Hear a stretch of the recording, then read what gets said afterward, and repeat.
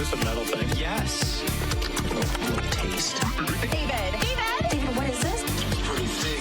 Great. I have to kill a lot of people. Just tell me what you want me to fuck. I have big tits and a tiny vagina. Oil me up, Daddy. I can't believe that Bryce prefers big tits. Mistletoe alert. This is not country. This guy was a real jerk. How long can Ugo be pregnant? Chomp, chomp, chomp, chomp. Oh, she's such a dick, David. Okay, everybody, put on your corpse handling gloves. Ew. Hoodie Picasso. Horror. Hello!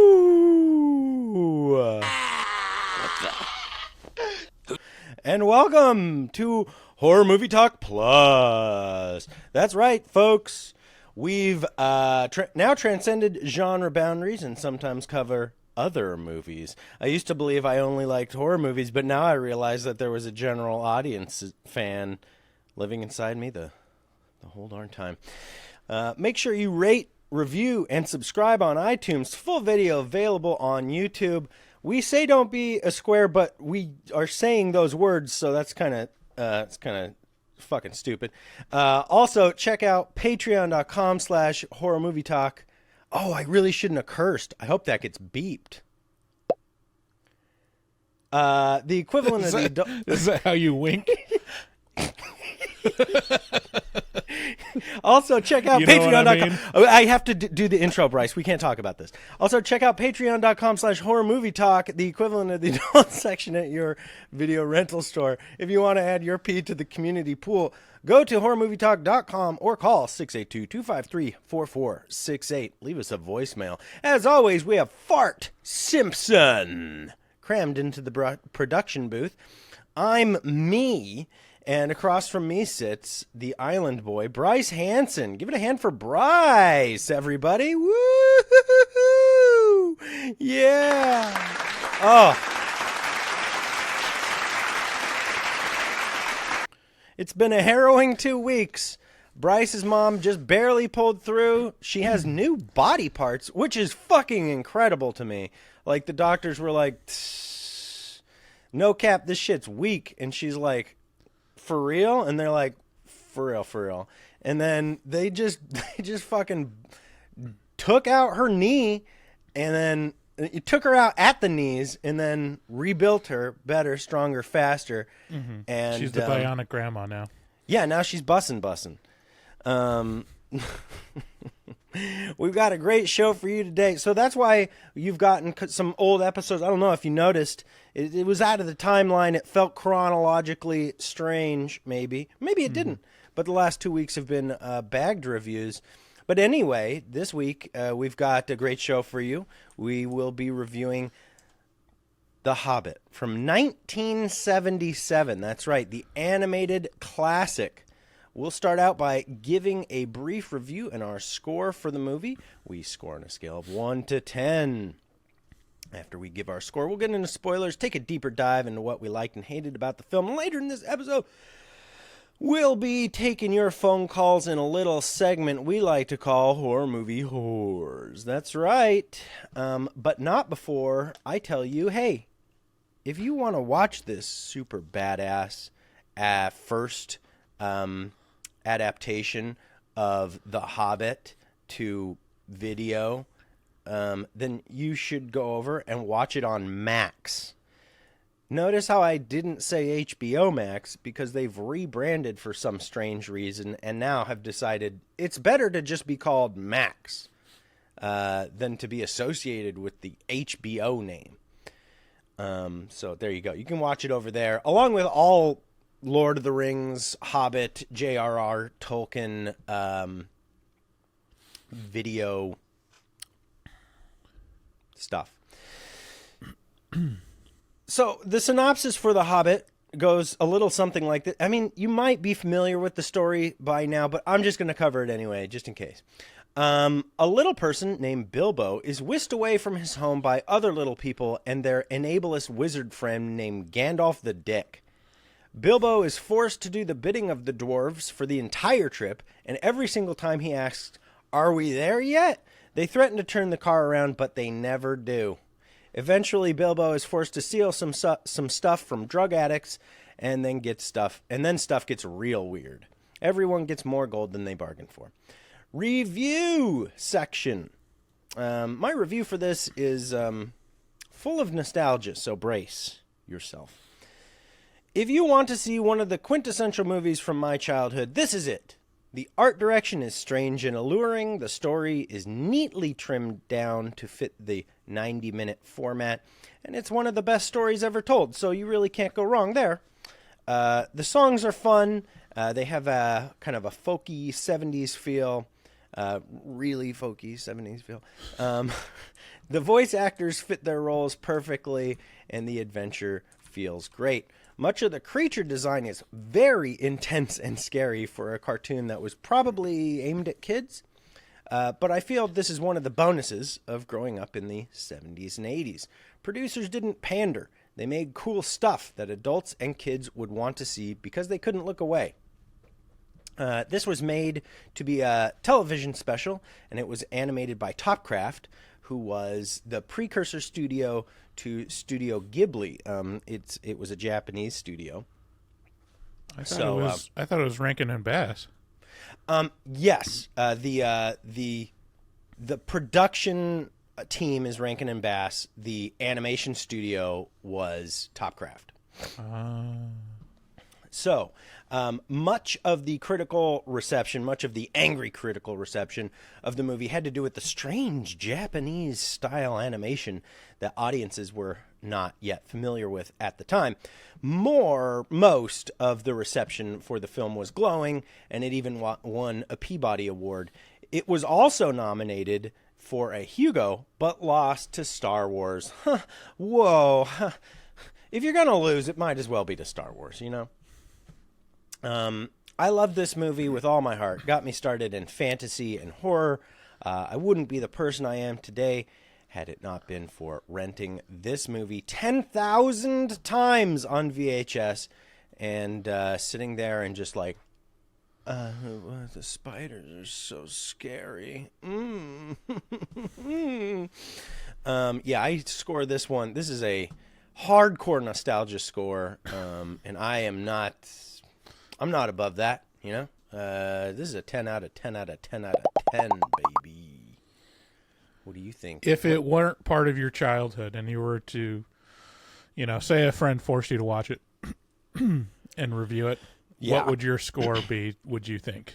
So, this movie, we'll get into this in spoilers, but this is a good place to do this, actually. So thanks for asking that question. I think the thing that I most appreciate about this movie now, before it was like, wow, look at these monsters and what crazy design, and like, oh, it's gritty and dark, and like it makes me feel strange feelings. Now, I appreciate, now after having been subjected to 9 hours of The Hobbit, I appreciate what they chose to focus on and how they trimmed it down, which is not an easy thing to do when you're adapting a big, interesting book,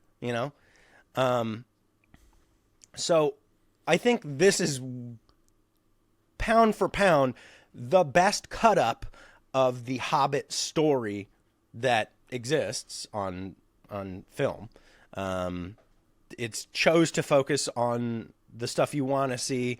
It includes the battles and kind of like the side questy stuff as like and then there was a war kind of way. I really enjoy this super slim hour-and-a-half long format. Everything else is dope. It's not a it's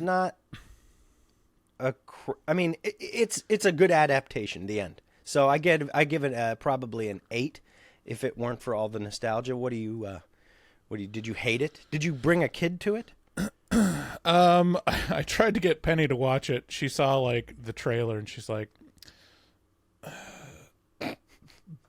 The Hobbit's like really ugly. I don't want to watch that for 2 hours. I don't want to watch some ugly creature for 2 hours. I'm like, well, I mean, it's not 2 hours, Penny. It's an hour and a half. So yeah, you're wrong there.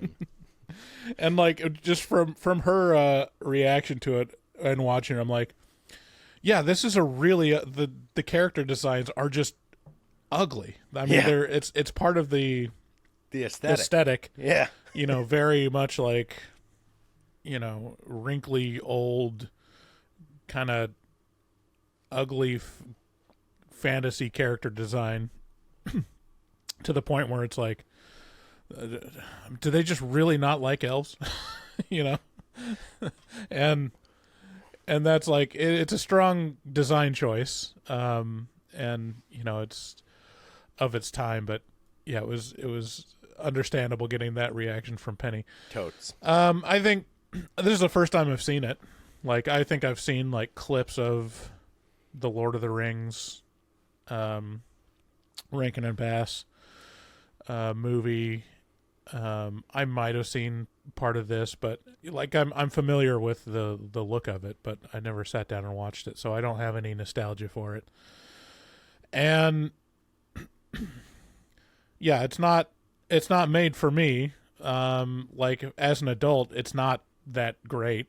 Like it's not something that I'd sit down and enjoy in the same way that like I'd get enjoyment out of like a Pixar movie or something like that. Let me have it. Like, don't hold back. Like, you're not going to offend me. I know what this might look like too. But as a kids movie where they're not concerned with scripting or acting or like that's just getting shown it and letting the waves of like weird animation like roll over them. Yeah, it works that way, you know. It's kind of the same way that like, I mean, some of these movies where you rewatch them, it still holds a lot of like artistic and like interesting value from the 80s where it's like, you know, you can go back and watch Labyrinth and still be like, yeah, it's a pretty good movie on its own. I'm not sure about like Black Crystal or some of these other Dark Henson movies, but wow. but then there's Was stuff, that racist? yes. But then there's stuff like this where it's like the design is interesting. It's a really cool looking, but like in terms of a movie and entertainment value as an adult, it's like, yeah, it seems very like here's the main impression that I got out of it. This is like my comparison is that watching this, it felt like I was watching a religious video. Like it really reminded me of like the videos that they show in the Mormon temple, but also just any like biblical reenactment animated That's fucking show. spot on. It's so deadly, like, accurate. It was why kids that grew up in a church, any church, right.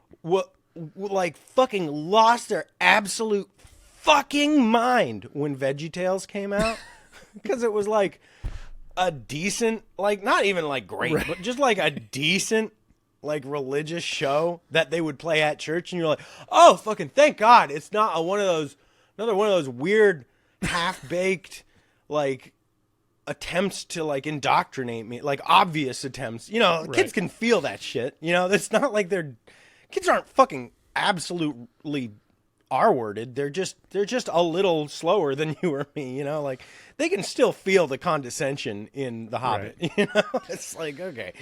Yeah, I mean, so like that's really what it felt like. Whereas like the dialogue is very on the nose. It's like, we're going to go do this thing, and you are this person, and you are coming to do it with us because of this. Okay, so we're going to go do this. Yes, we're going to do this. Yeah. We need to go there. We need to go there because their person is there that does this.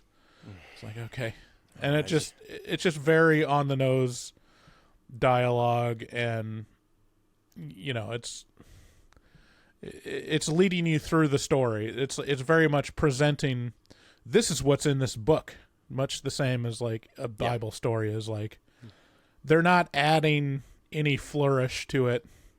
They're editing it down to a like you know, consumable piece of entertainment.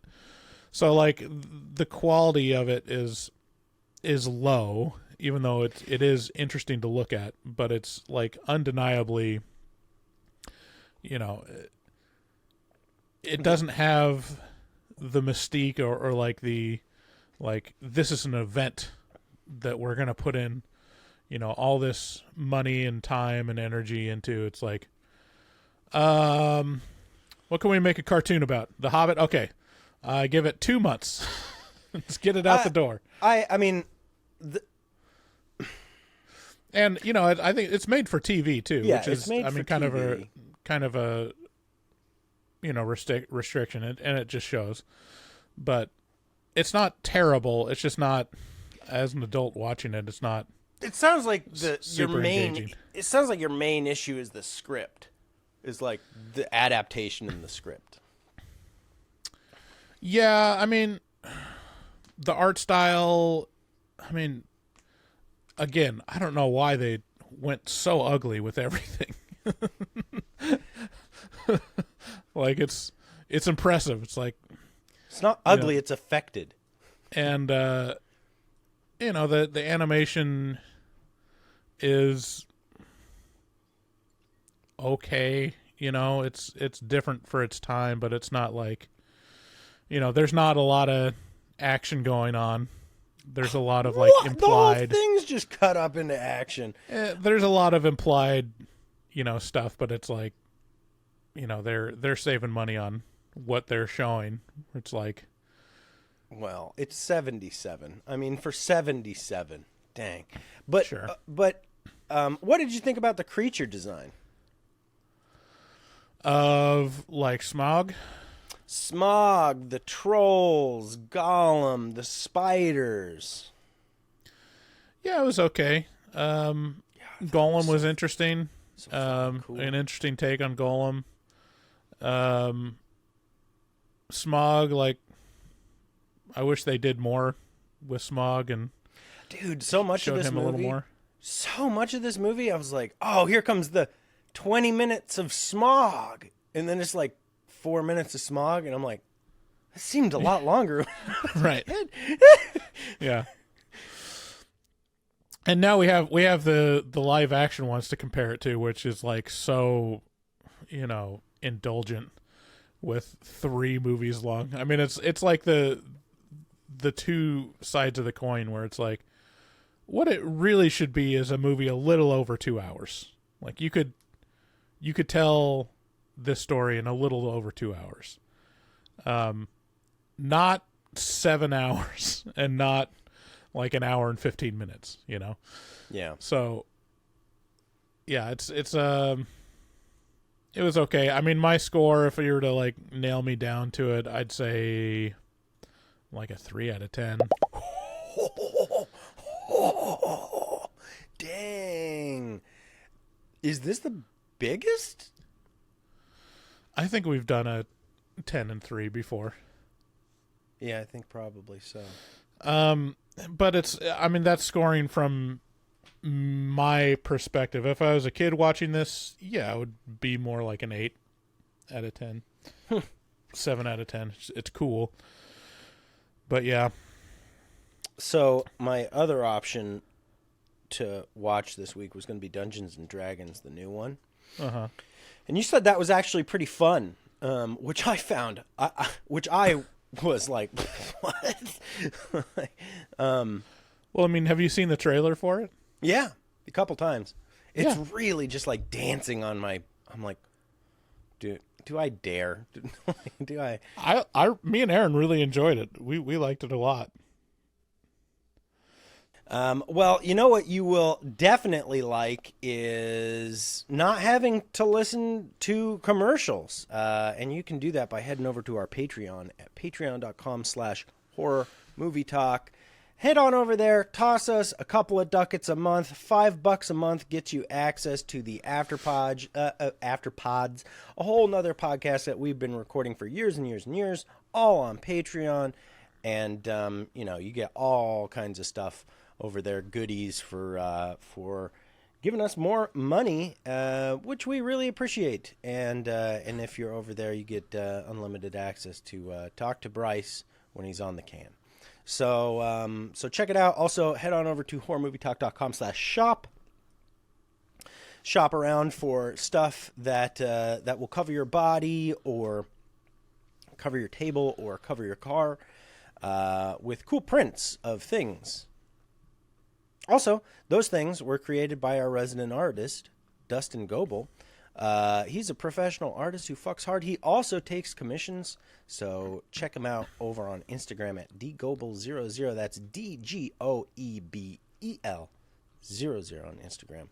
If you want to get on the show, let us know what you have to say about The Hobbit or Dungeons and Dragons, or potentially like some really penetrative gay movies we can watch. Call us at 682-253-4468. We are looking for those, so, hit us up. Thanks again for listening, and let's get into spoilers.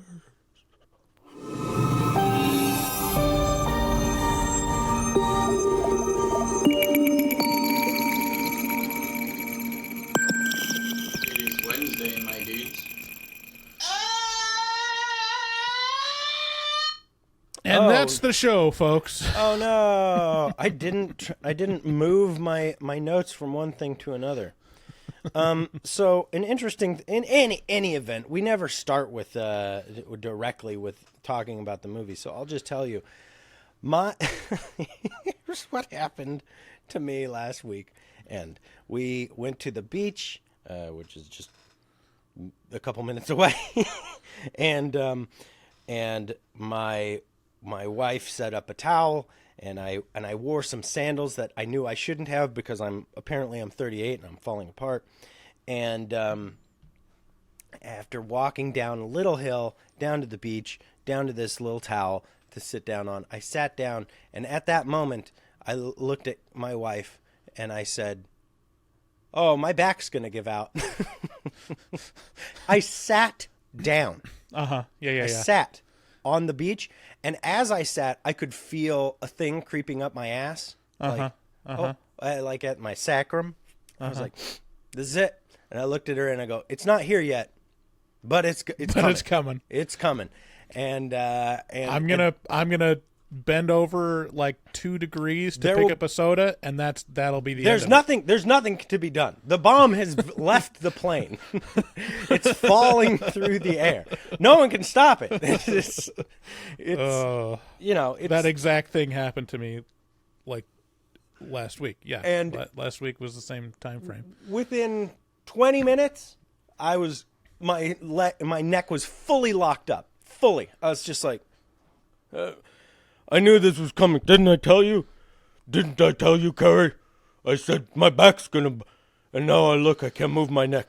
Look, this is what I can do. And then I did that for 20 minutes. You see? You see? And then I turned into an old Jewish man and died. It was horrible. And I've been fighting that ever since. And this morning I woke up and I was like, oop, it's coming back. So here we sit, doing a weird dance. Be still. Be still. Don't move. Don't pick up anything. Don't move. Even if it's on your desk.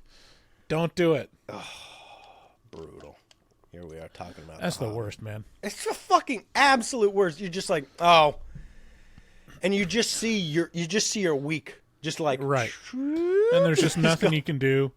And anything that makes you feel comfortable makes it worse.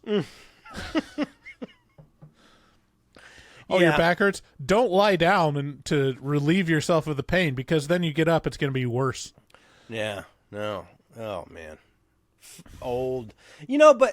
But I will say I've it's happened so much now throughout my life, just generally speaking, that I do know what makes it better. And it's kind of a like, instead of doing this thing that you hear old people do all the time, which is, oh, getting old, it's so bad. You don't know. You just think, oh, I'm fine, and then you hear that fucking same refrain over and over again from every person. Instead of doing that, I've tried to like flip it, which is like, no, my body took great care of me for a long time, and now I get to like it. It gave me enough time to know what it needs to get out of stupid zone and get into like, no. For the first 30 years, your body took care of you. Right. And for the last at 60, you take care of your body. Yeah, and it makes sense, right? It's like, hey, we're going to get you up and running. We're going to get you to a spot where you're supposed to be intelligent enough to be able to deal with this stuff.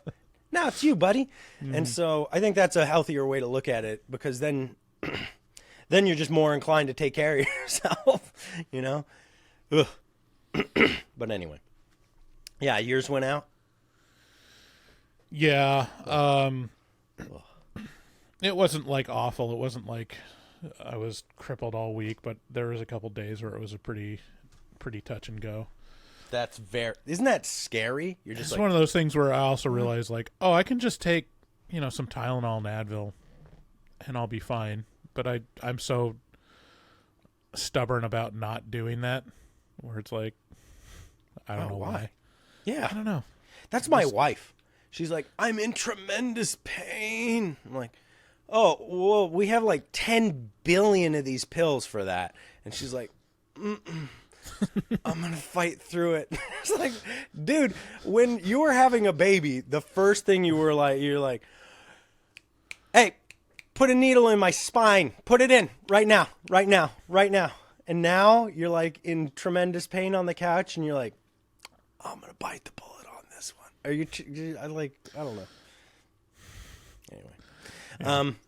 Yeah, so isn't this a cool thing? Look at this thing. I'm assuming that's green. One of those dick sleeves. Yeah. Mm-hmm. Yeah. You know what it is. See, look. Okay. So The Hobbit from 1977. This is exactly what I think of when I think of the story of The Hobbit. So so it's the litmus test that I compare all of the others to. And whatever this what was the studio's name? The Topcraft, the animation studio, did I think it was Return of the King. I think it was named Return of the King. But the animation studio did some other J.R.R. Tolkien, Return of the King, J.R.R. Tolkien stories, which takes some of the creature designs like Gollum and the style of this whole thing, and kind of tries to tell the Lord of the Rings side of things, which I watched just a tremendous amount as well. Mm-hmm. Have you ever seen this style of animation before? Yeah, I mean, I've seen it. I've seen other Rankin and Bass movies too. I mean, such as? I mean, all the Christmas ones. What are the Christmas ones? Let me look up other. So, particularly, what I think of when I think of like cool animation from like my childhood, or the late 70s, early 80s, is like this, The Return of the King, The Last Unicorn, and The Flight of the Dragons. Mm-hmm. Did you ever end up seeing The Flight of the Dragons? No. It's the style is just like this. And well, The Last Unicorn is Rankin and Bass too. I know that. Gotcha. I mean, there's plenty of recognizable ones from Rankin and Bass. There's like, Frosty the Snowman, Rudolph the Red-Nosed Reindeer. They did a lot of like the Jack Frost. A lot of them are the Christmas ones, but then they have like a lot of fantasy ones. This one, The Return of the King, they did. Let's see, Wind in the Willows was another one they did. Wind in the Willows. That rings such a bell, but I can't recall what it is. Wind in the Willows. Is it Wind and the Willows? Wind in the Willows. The Wind in the Willows. Sorry, Wind in the Willows. Dude, I gotta watch some of these fucking things. Oh yeah, yep. Okay, well, in any event, this is definitely the adaptation that I think of when I think of, when I read the books, I had these characters in my head already, I have written here harsh semi-anime style. Is that what you're referring to? Do you think because this was animated by a Japanese studio, do you think there's a little bit of like, this is how white people look, like this is how we see white people? Well, I don't know. I mean, I'd have to assume that Rankin and Bass were the ones that like provided the design, like, and the animation studio just animated it. Like that's usually how it works if you like kind of sublet the animation, where it's like, yeah, you do the drawings and you do like the key moments in the illustrations, and then you just have the animators animate it. I so assume you provide that's how that the would style. work. Yeah. Interesting. I didn't. How do you know that? I know. I like admittedly. Well, I mean, I'm only assuming that's how it works. I think that's how it works, especially with like television animation, like The Simpsons. Yeah. Fox produces it. Matt Groening does all the character design, and they have artists that do like the key moments in it, and then they send it off to Korea to like actually animate the motion. Fill in all the middle stuff. Yeah. How did you feel about the constant background folk singing? It's very that's probably one of the best parts of the movie, is like you're going along and then just randomly like you got some semi-banger folk songs in there. Semi-banger. You liked them, huh? Yeah, they're cute. I mean, that's kind of like the headline of the movie. It's like it's a musical. Yeah. It's very lyrical. Like even in the script is pretty lyrical, where it's like it feels like a folk song. It feels like you're watching a folk song, really. Yeah, it's really like nothing escapes the shitty writing of this script. Like including like the songs are a little bit like they're a little elevated compared to the dialogue, but a lot of the songs are like, this is how we work when we work, it's like we put one foot in front of the other. We're going to Mount Doom. Doodaloo doo. Or we're gonna get to Smog. He's gonna blow the fire. Yeah. I was so sure you were gonna hate the music. I mean, it's not great. It's charming. Well, I'll just say that it's charming. Especially like the folk singer with like the goat vibrato, just like in times of past we make our journey. Just very much like I have a note here. This says the folk singer with all the vibrato. What is this? Have you heard? It's very this? like Irish, like type of vibrato. Just very much like ultra forced.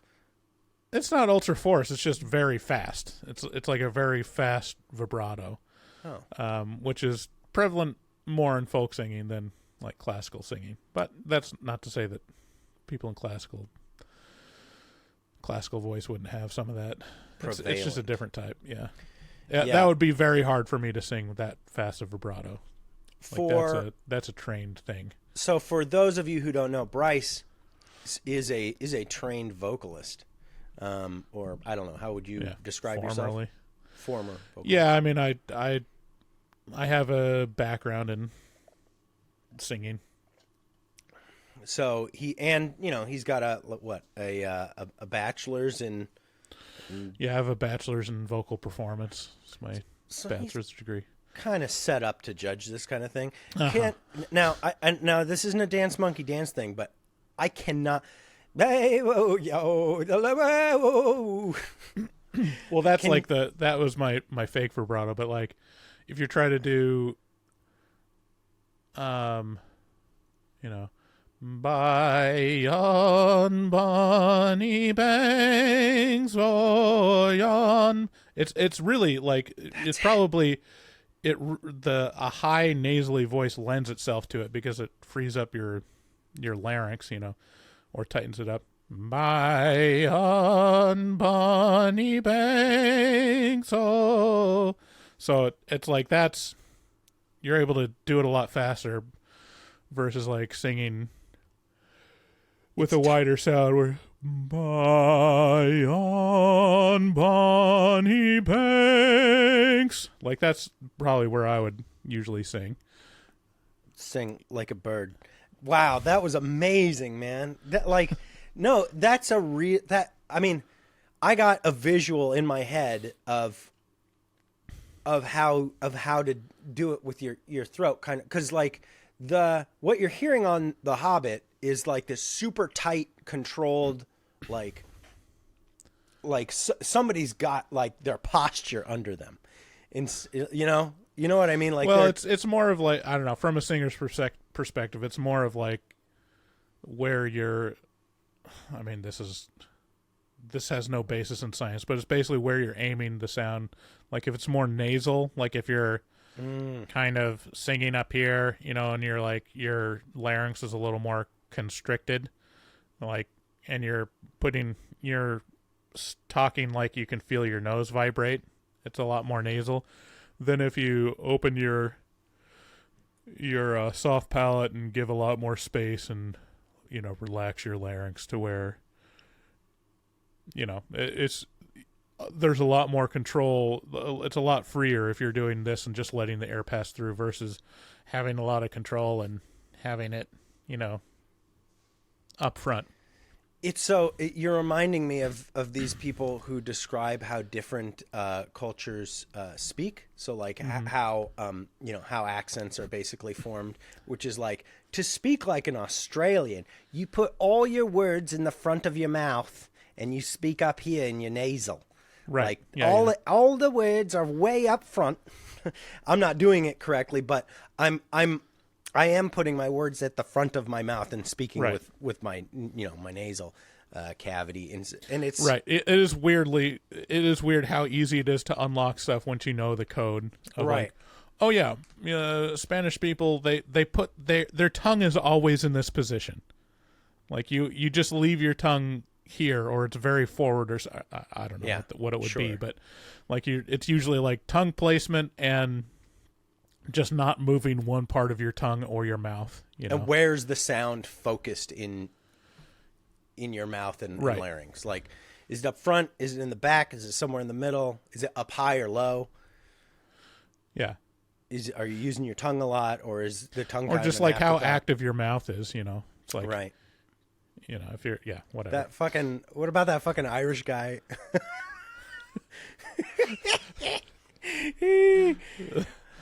The drunken Irish guy from YMH. Yeah. Oh man, that guy. I don't.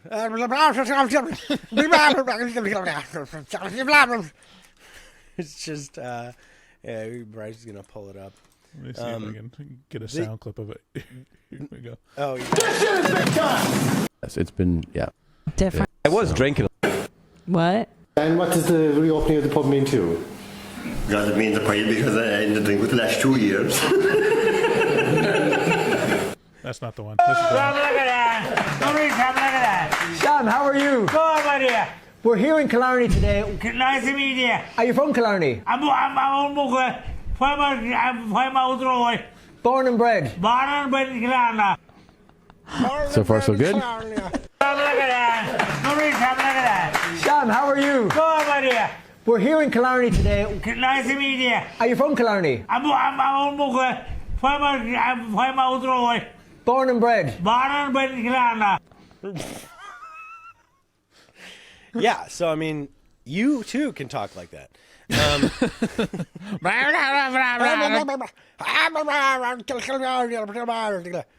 It's just like, oh, you just throw sounds just at random. You can just throw them out there.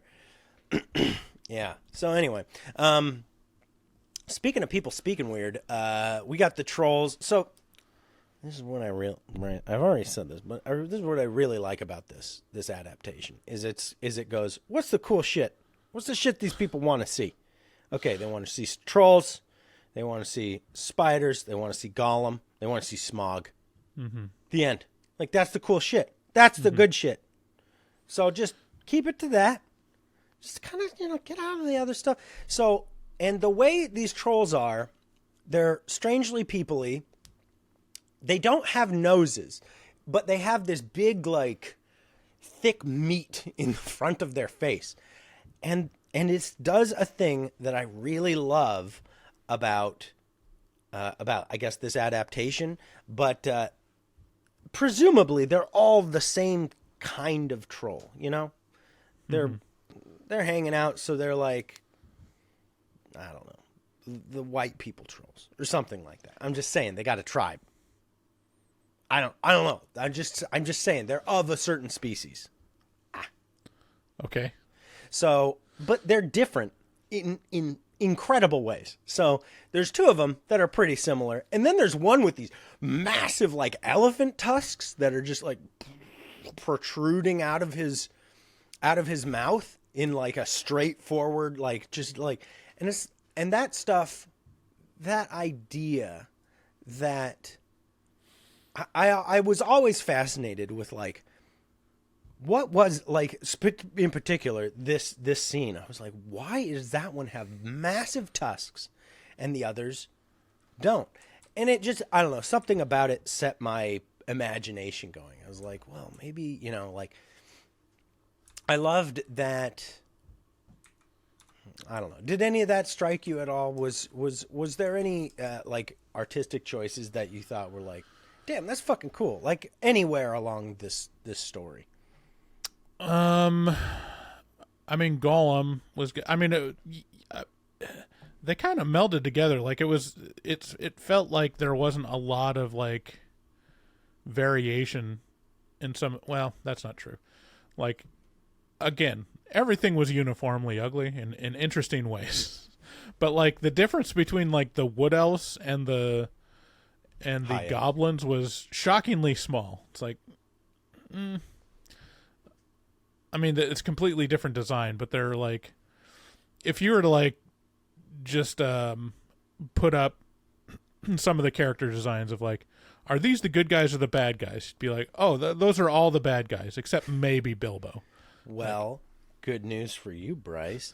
The goblins in the Lord of the Rings are descended from elves. So there you go. That's your answer, Fishbulb.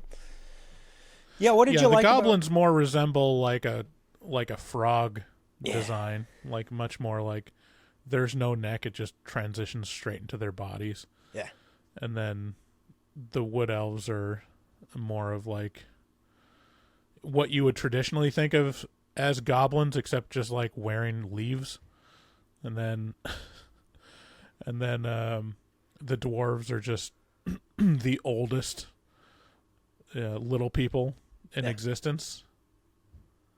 And what did you like just basically shrunken down Gandalf. What did you like about Gollum?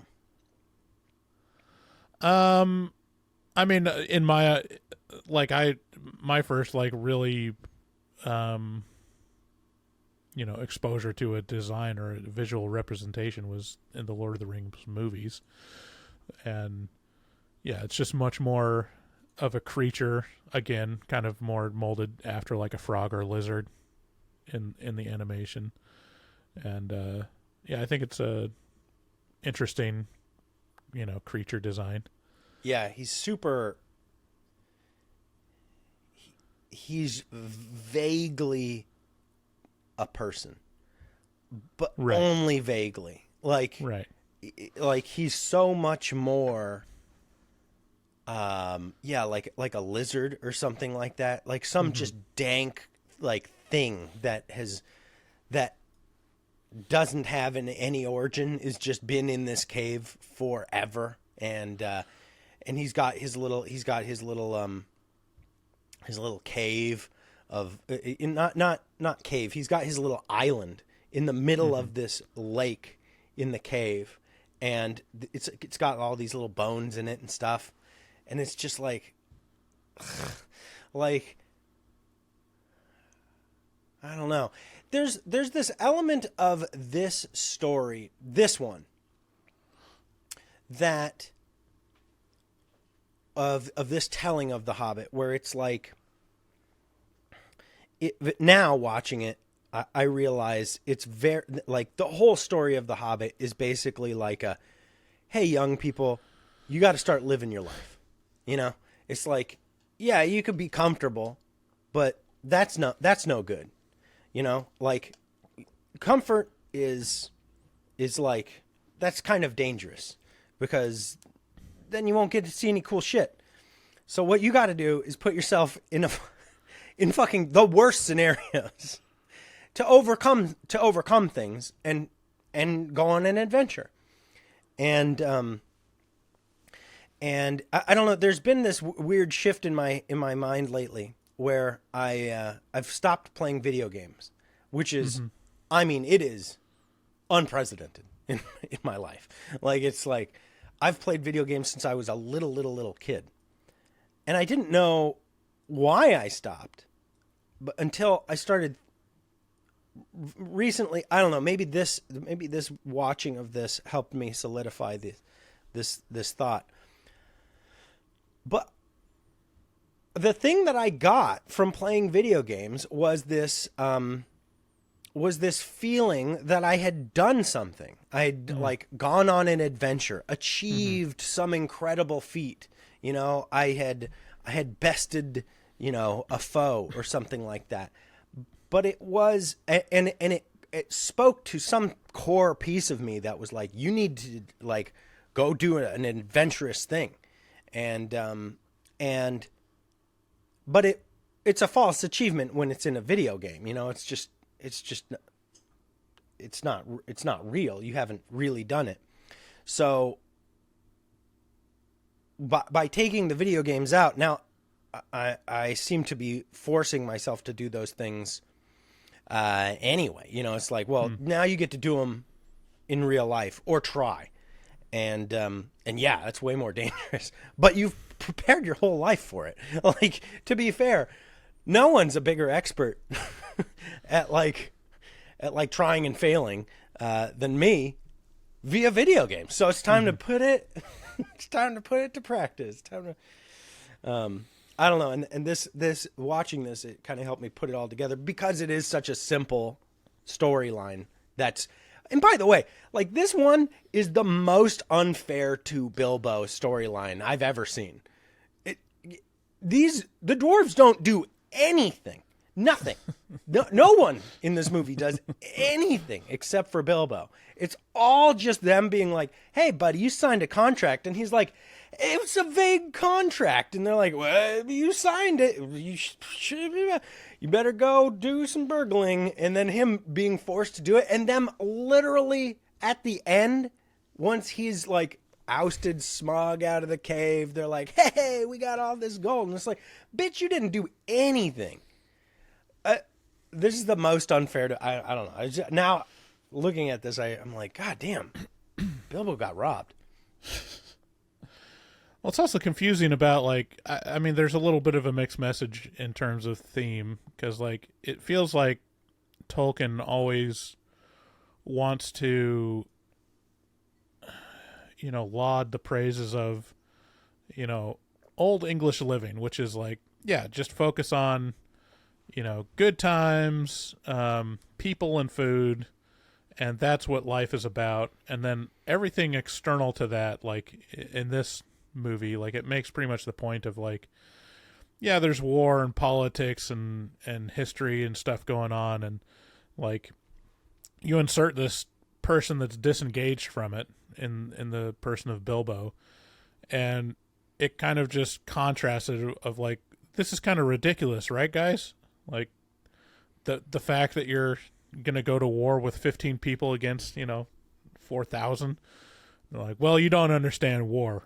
It's like, yeah, but isn't that stupid? They're like, shut up, little man, out of the way. Where it's like, no, it is underlining that, like, yeah, that adventurous life, or like being engaged in, like, the you know, the overall world forming events is, it feels arbitrary when you could just stay home and eat and enjoy friends, you know. Like, that's kind of like one of the points that he makes, but then also like the main point of The Hobbit and any like hero's journey story is you come from There's a no place story of, without that. you come from a place of comfort. A lot of the times you're pulled out against your will, and then you're changed by it. Like you can't go back and just be satisfied with that stuff. So, I mean that's generic hero's journey stuff, but you can see through it, especially in this, like Tolkien really thinks that the best way of life is the Hobbit way of life. Like that's like if you're going to choose a philosophy and way of life, like you'll probably be happiest as a Hobbit. Yeah. There's a line in this where he says, I wondered if I was ever going to see my snug Hobbit hole again. And I wondered if I even wanted to. Mm-hmm. And that's the refrain, right? Mm-hmm. Which is like, oh man, I was so comfortable. And what about that? But do I even want that anymore? Like, and there's an element of that, that's just a truism. I think anybody who's been through incredible hardship goes and looks back. You always look back at this times of strife and go, wow, that was an accomplishment. That was something that I missed that. I liked that. There were elements of that were very incredible. And like, I want that again. But I don't want that enough to do it again until I do. It's like, if you continue with the Lord of the Rings, if we were reading Tolkien, it's Bilbo basically like being like, shit, I need to get back out there again. Like I've been comfortable for a little too long here. It's time to get the blood moving again. Yeah, it is an interesting dichotomy, a back and forth that everybody has within themselves, I think. Yeah, and also like even it's a little confusing with the character of Bilbo. All we're told, like from the script and from the characterization in the story, Bilbo is a real homebody. But the reason why he's involved in this is that he's a burglar. And it's unclear whether, like, is he actually an established burglar, or is Gandalf just, like, shoving that onto him? Like, look, you're small and you can sneak. You're a burglar now. But if it's trying to say that his profession is to burgle and he's a treasure hunter, that doesn't jive with the homebody characterization, It's like if you're this is interesting. If you're the kind of person that's like has no moral qualms about stealing or like looting culturally significant objects like Indiana Jones, it feels like that doesn't mean you're a homebody. Like Indiana Jones isn't out there and he's like, well, I wish I had my robe on right now. Yeah. I mean, this is interesting because like it kind of speaks to like character archetypes. So like until recently, I've always felt like there's like a hierarchy of characters in The Hobbit and The Lord of the Rings, and everybody stands for something. And I guess what kind of now that I think about it, Gandalf kind of seems a little bit like God. He's this incredible, compared to everyone else, like in stature, he's just insane. He can do magic. He shows up out of nowhere. He leaves and is gone for a long time. And you wonder, was he even here to begin with? Like, and he sees stuff in you that you don't see in yourself. He's like, no, but you're not a burglar, but goddamn could you be? Like, you could definitely, you got all the right shit. Here, I see the gifts within you that maybe I bestowed upon you. Like it's sort of like this weird sort of like God character thing that Gandalf shows up, puts a thing in your head, and then is like, get moving, buddy, and then you go. And I don't know. How does that? Yeah, I mean, in the kind of realm of Lord of the Rings, it feels like there is a hierarchy of mortality, and the more immortal you are, the closer you are to like God status, you know? Yeah.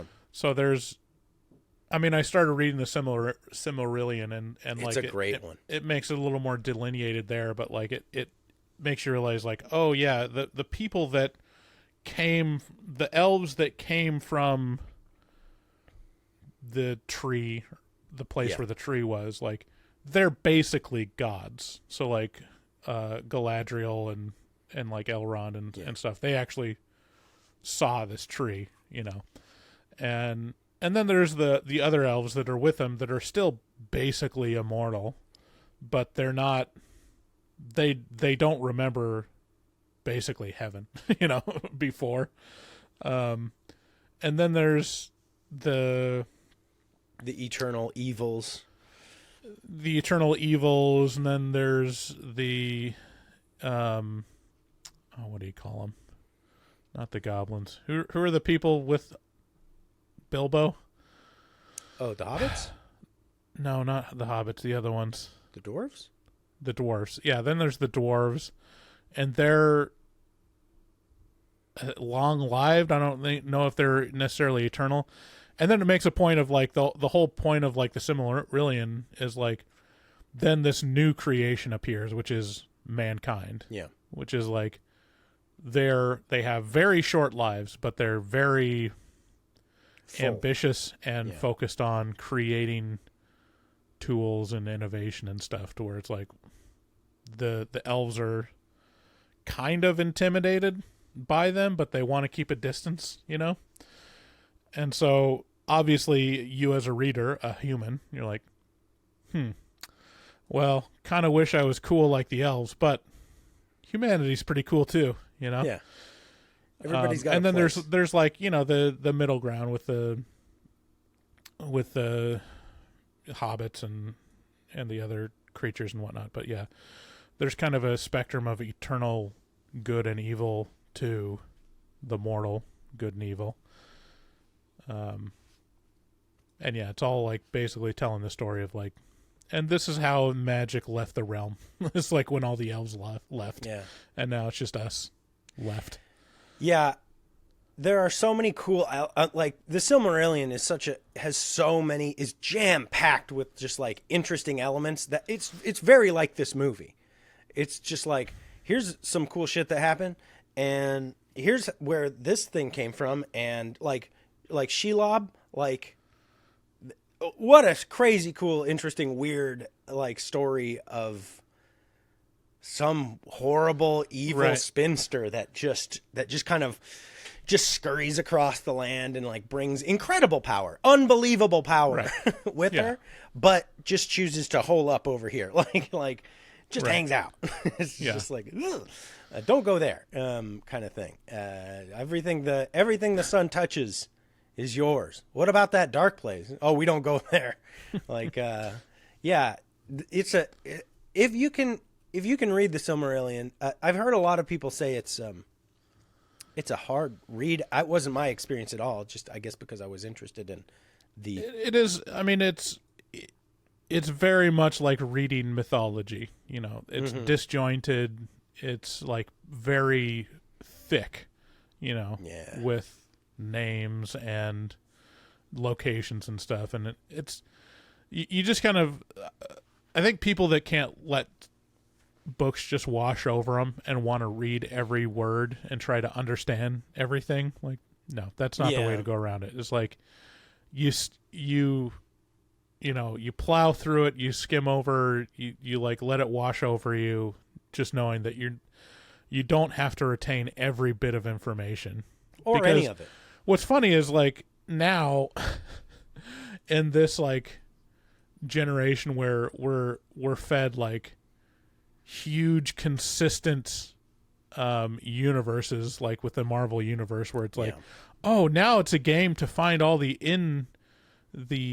Easter eggs and inferences between movies and stuff, and it's like that's not how this stuff worked back then. Like, it's not consistent at all, and that's kind of a feature of it because mythology is not consistent. You know, they'll mix up stories and names sometimes. Yeah. And not go back and correct it. And so, yeah, try to make a map of Middle-earth from what J.R.R. Tolkien said. It's like it's just impossible. It's all like over the place. there's no, anyways. Yeah. Yeah. The only thing I have left to say about this 1977 adaptation of The Hobbit is the moment that Bilbo has in Mount Doom. What is it? No, it's not Mount Doom. The Misty Mountain. The Misty Mountain. Thank you. With Smaug, where Smaug's so fucking cool. Like the design on him is he's got kind of like a wolf's face almost, but like a pug wolf, like a little bit pushed in snout, and he's got hair all over his back, and he's got a big fat belly, and he's got this big whippy tail with all these like dreads coming off of it, and he's just so cool, and he's so well spoken, and hateful, and Bilbo introduces himself as like he gets down there and they do all this lead and they're like, oh man, this place fucking stinks. Yeah, it stinks like dragon. So like I don't know, I have this feeling that it's like a sulfury smell and real poopy kind of poopy poo pee pee sort of smell, and he uses the gold as a litter box. Yeah, but that'd be great as they're dividing up the gold. They're like, God, this is ungodly. Like so much piss. The gold is just the surface. It only goes like an inch down. The rest of it's just dragon shit. Oh man. So, but the refrain, Smaug keeps saying, he's like, oh, you're a thief. You're a thief. Which is now, like through my old man eyes, I go, you're the thief. Like, obviously, you're the thief. You're sitting here on stolen gold that you forced people to give up so that you could have a place to sleep. Like, you're the thief. This guy just shows up and takes, I don't know, one fucking thing, and you're like, I'm gonna kill everybody. It's like, it's kind of a trippy. It's like, well, yeah, I mean, even like kind of the underlying story or the weakness of the dragon and the dwarves is their unrelenting greed. Yeah, and that's highlighted in the end when Gandalf is walking Bilbo home, and he's like, dude, you didn't even kind of take your share of the gold.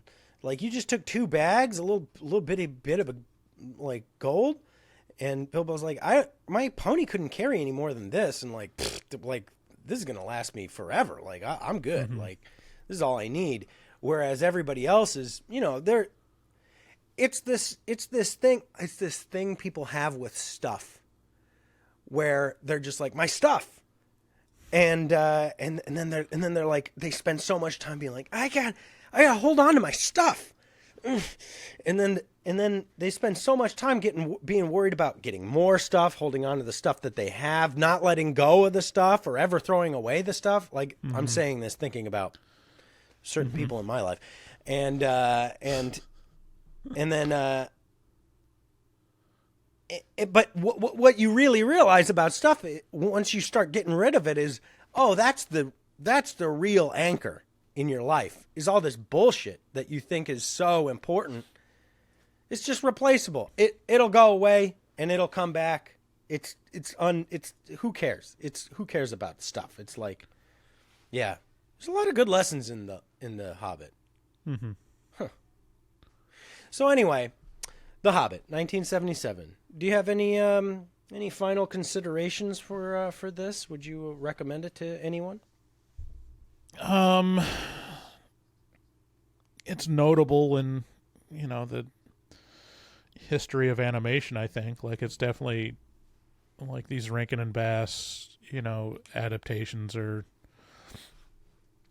they stand the test of time and are really interesting to look at. But I think I'd use this more of like, if you got kids that you want to get into The Hobbit, have them watch this. What do you know about Rankin and Bass? You speak of it as though you know things. I mean, they're a big name in the 60s and 70s and 80s. Like, if you just look at their, production history, I mean, every Christmas, like, almost everything that they show on TV is a Rankin and Bass animated thing, Yeah.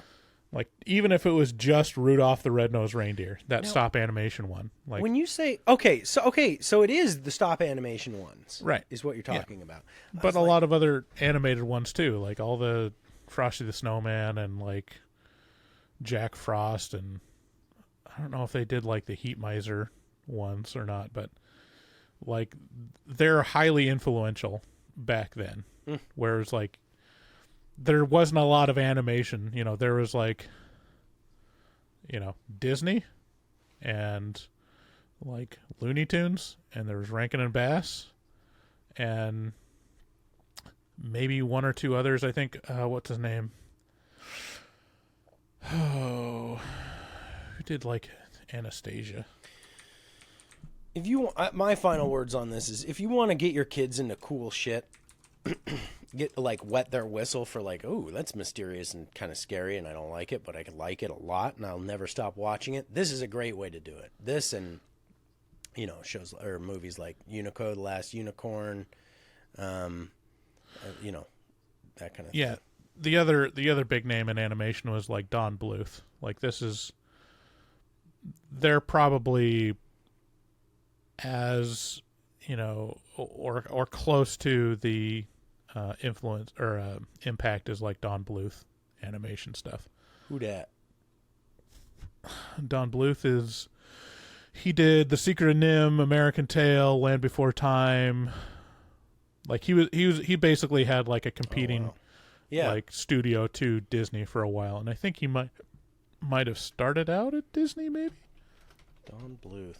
Yeah, he started out at Disney.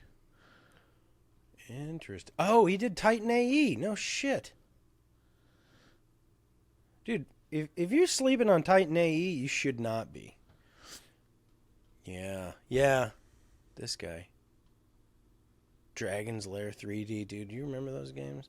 He did fucking Pete the Dragon. Pete's Dragon. Dude, Pete's Dragon is one of those ones that I had that's just too weird for me. I couldn't handle it. It was just like, it's like Chitty Chitty Bang Bang. It's like, yeah. I don't like it. I don't, get away from me. Get this disgusting, like, this is what my cousins watch. Ew. It's like, I had a cousin, I can't remember even who it was, that was like, fucking Pete's Dragon. I was like, ew, fucking Pete's Dragon. I was like, ugh. That's even too weird for me. There's a point where you're just a pervert. Anyway, so there it is. The Hobbit 1977. Let's do a quick bit of horror movie. Where is it? I can't even find the thingamajig. Yeah,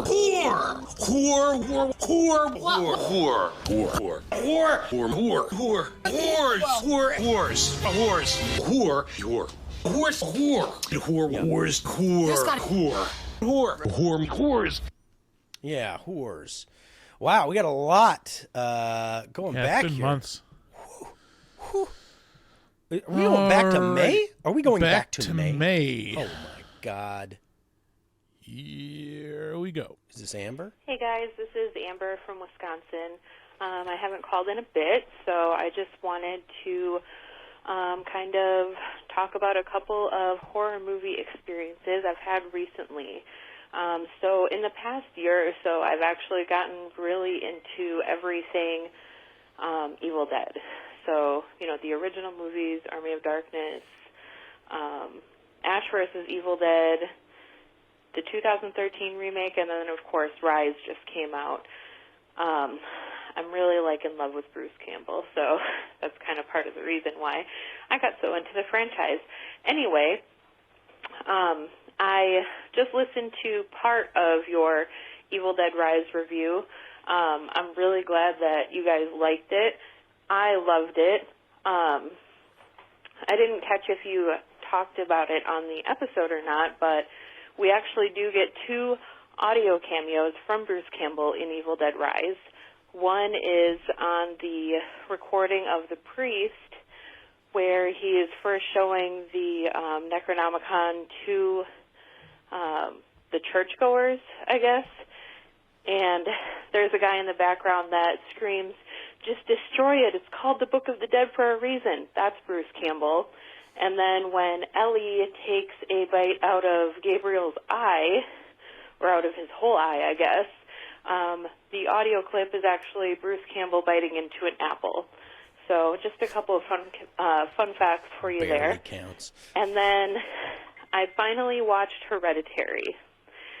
And holy shit, it fucked me up. Yeah. I watched it maybe a week ago. I am still having nightmares about it. The 2 scenes that really stuck with me Spoilers. were closer to the end of the movie, when Peter wakes up in bed, the whole room is dark, and you just see Annie like up in the corner above him, just watching him. Holy shit. I was watching this in the living room with all of the lights off. My boyfriend was asleep on the couch. I was sitting on the other couch, and I'm sitting there like screaming in my blanket, trying not to wake him up. And then the part where Annie is on all fours on the ceiling, banging her head on the attic door, my God, the most terrifying movie I've ever seen. But I am actually glad that I watched it. Wasn't as terrible as I thought it was going to be, but it was still really good. Anyway, thanks, guys. Have a good day. Bye. Thanks for calling, Amber. Yak, yak, yak, yak, yak.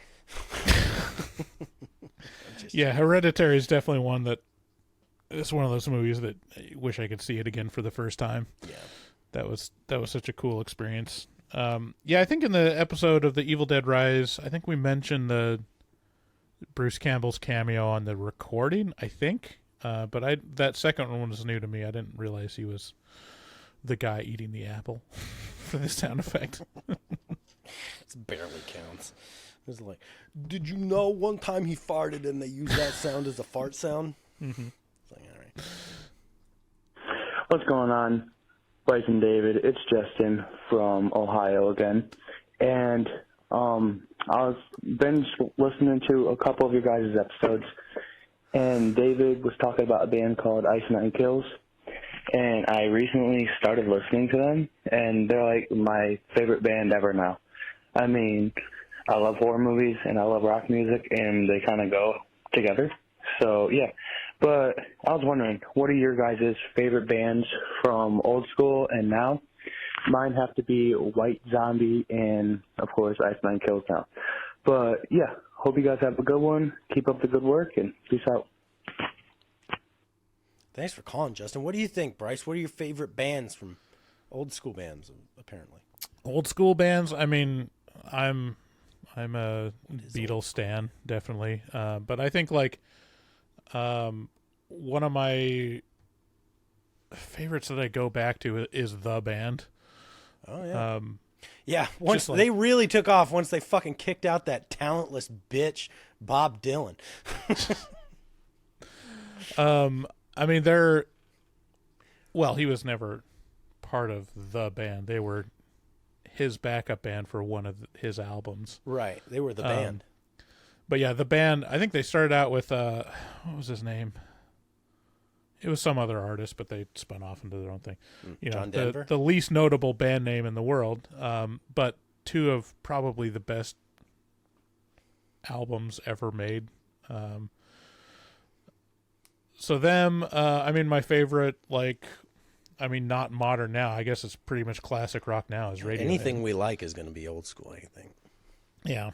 So Radiohead, Beck. I grew up kind of in the alternative realm.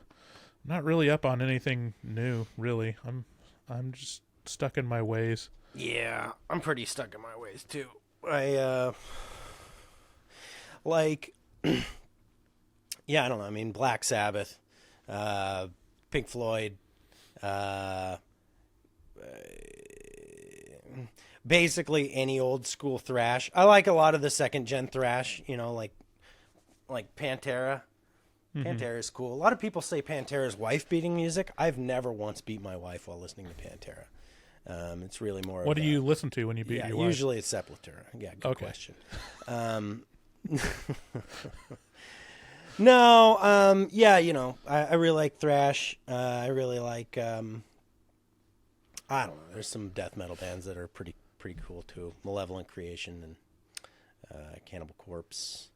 They never do anything bad, really. I mean, the members of them do bad things, but they're pretty good. Beck. Daft Punk. Anything that can be related back to Blur or Gorillaz. I really enjoy all that stuff. So, good stuff. Next call. What's going on, Bryce and David? It's Justin from Ohio again, and I had just a quick question for you. So, Freddy vs. Jason came out, and saw it in theaters. That's been out since I was born, 2003, which is crazy. But I was wondering if you guys could put together a movie like that with two horror movie people not using Freddy or Jason, who would it be? Me personally, I would love to see Michael Myers versus Pennywise. But yeah, that's just my thoughts. Like I said before, hope you guys have a good one. Keep up the good work, and peace out. Dude, this motherfucker is 20 years old, and he was born in 2003. How old does that make you feel? Holy shit! I was older. I was I was 20 years old when I watched Freddy vs. Jason. It's fucking so wild. Oh, man.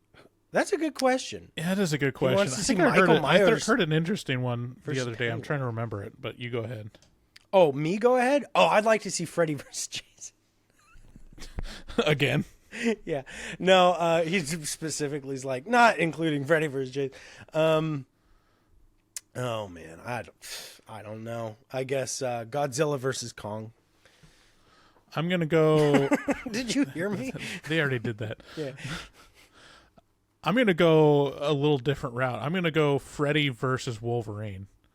Oh. Just two clawed, monsters, and just see how that goes. Because I think Wolverine has, kind of a tortured psyche as well. That's a crazy good idea. I mean, just thematically it's cool. Right. But also interesting wise, it would be amazing because in real life, you basically can't kill Wolverine. You can't. He has his regeneration is fucking incredible. But Freddy kills you in your dreams, and you can totally fucking die in your dreams. That's so. Right? That is such a good idea. I think you just won. That's the one. Yeah. I win as usual. I win by cheating. How's that cheating? Right. Well, Wolverine isn't a horror monster. I mean, how he came to be is pretty horrible. I don't know. You could twist it. Sure. You could twist it around. Thanks for calling in, Jason. Those are good questions. What if it was just two ghosts pitted with each other, and they're just trying to spook each other? Just like, just a friendly what's game. His name? Casper? The demon from The Exorcist and the demon from Hereditary. Yeah. Just pitted against each other. They can't really affect each other too much, but they spook each other by showing their faces for a frame. Spook each other real good. Yeah, that would basically be like Skinamarink, Right.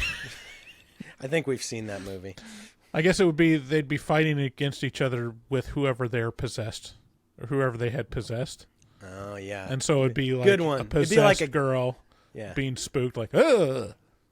It'd be like a game of chess, Yeah. Just like there's not any real stakes. Your mother sucks cocks in hell. No, your mother sucks cocks in hell.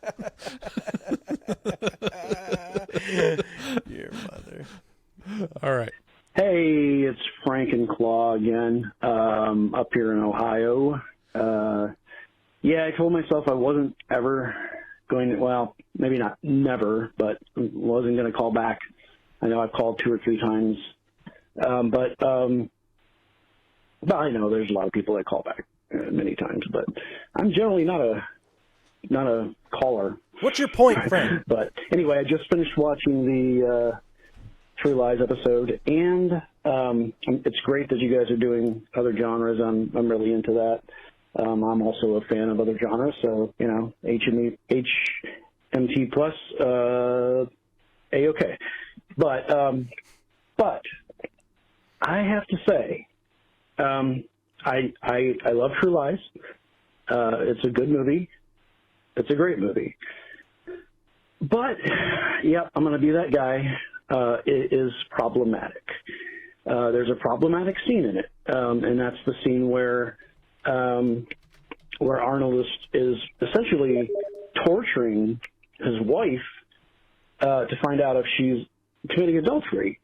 That scene is, I'm surprised you guys kind of glossed over it, especially David, because I know he tends to be very outspoken on those kinds of issues. But yeah, I think it's a little bit. It kind of leaves a little sour taste in my mouth, and it doesn't entirely ruin the movie, but it definitely. I think it wouldn't be done today, and probably rightly so. I think it's problematic. But anyway, love the show. Love you guys. Take care. Have a good one. Bye. Well, thanks for your call, Frank. What's problematic? Well, I mean, he committed psychological torture on his wife to try to get information. Like, sure, you could analyze it from a certain way. I mean, was it nice? No, that's not very nice, Arnold, to, psychologically torture your wife in a moment. But I mean, is there long-lasting damage? No. Like, is it for an effect in the story? Yes. Here's the thing. Saying problematic is the easiest thing to do. Yeah. And it's also just kind of lazy because you can label almost anything as problematic. And that's kind of the point of a lot of stories. It's not... Yeah. It's not that they know it's not problematic. It's like, no, that's the point. The point is that it makes you feel weird, and that's why they're doing that.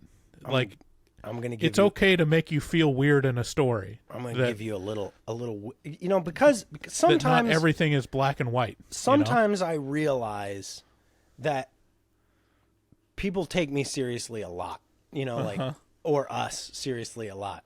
I'm going to give everybody listening, I'm going to give you a little tiny peek behind the curtain of HMT Plus here.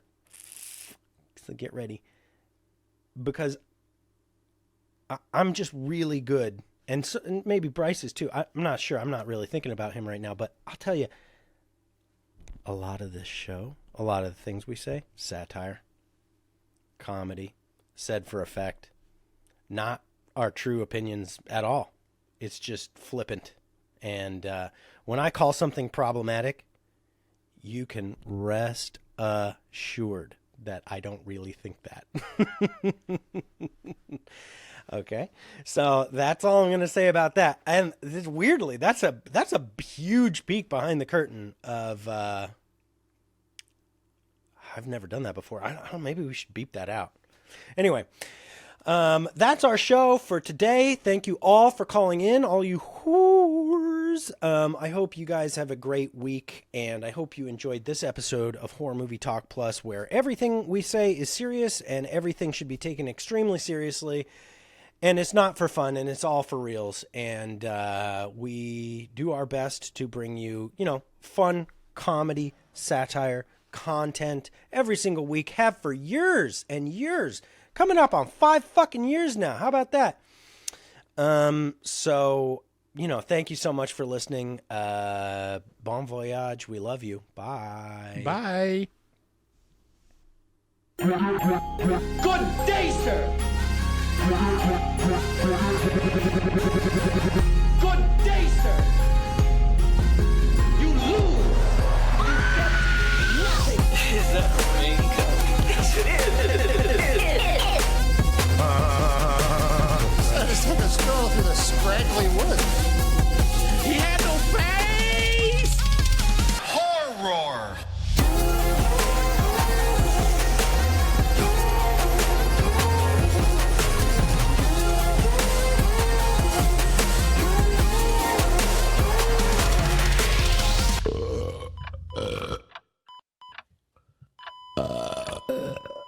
Wow, that didn't sound good.